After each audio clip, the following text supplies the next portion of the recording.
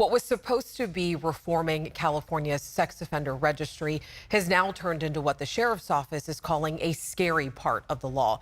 These two Sacramento County men were recently indicted for attempting to engage in sexual activity with a minor. While they had previous convictions, they were removed from the sex offender database based off a state law enacted back in 2021.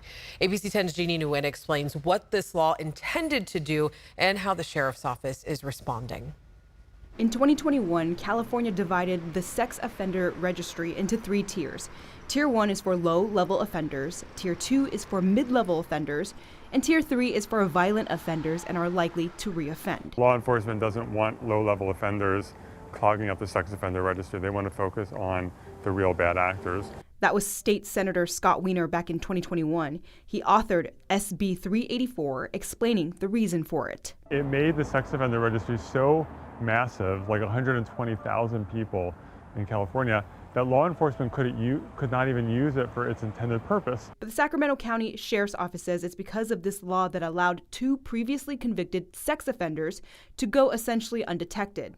Both of them were able, after 2021, to petition the court to be removed from the lifetime registry ban. The sheriff's office says both recently had the intention to reoffend.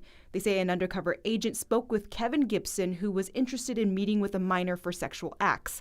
During that conversation, investigators say Gibson introduced another man, Kenneth Lorenz, who was also interested in committing the crime. Lorenz was convicted in 1966 and 1984 for indecent exposure and sexual battery. Gibson was convicted in 1991 on 2 counts of lewd acts with a child under 14. This wasn't just a chat. Like, he was convicted, served time in prison, and was let back out into the public with now no supervision. Because of the tiered system, the sheriff's office says both these men were not required to register as sex offenders. We searched the Megan's Law website and neither of them showed up. They've taken advantage of this law with crafty lawyers and, again, are taking full advantage. Senator Wiener refused an interview with ABC 10 but did say these allegations are horrific. And if they are true, the suspects deserve to be held accountable with a long sentence in state prison. He pointed to the fact that his bill was supported by the California District Attorneys Association and California Police Chiefs Association, among other groups.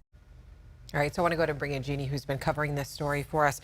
Jeannie, the sheriff's office says that both of these men are now at the main jail and they are not eligible for bail. We do want to mention that. But Jeannie, if we can't search them on the Megan Law's website, how are we supposed to protect our friends and family? You know, what advice does the sheriff's office have for everyone tonight? Well, Alex, the sheriff's office says you should be heavily involved in the lives of your loved ones and your children. Always know where your kids are, who they're talking to, and making sure no stranger is getting access to your loved ones through apps or games. All right, Jeannie, thank you for the update. We appreciate it.